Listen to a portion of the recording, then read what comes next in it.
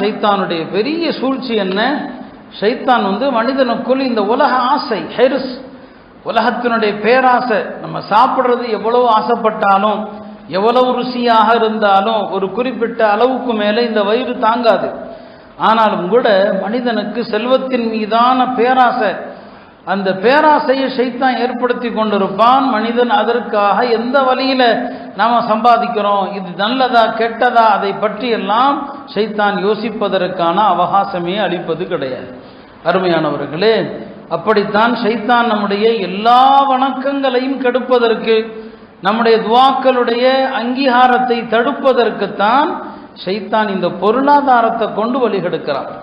ஏன்னா அது சரியில்லாமல் போயிடுச்சுன்னு சொன்னால் நம்முடைய வணக்கங்கள் ஏற்கப்படாது, நம்முடைய துவாக்கள் அங்கீகரிக்கப்படாது.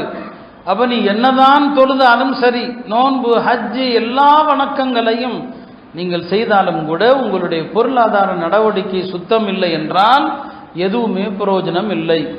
அந்த வகையில் ஷைத்தான் நம்முடைய ஆசைகளை இந்த உலக மோகத்தின் மீது காட்டுகிறான்.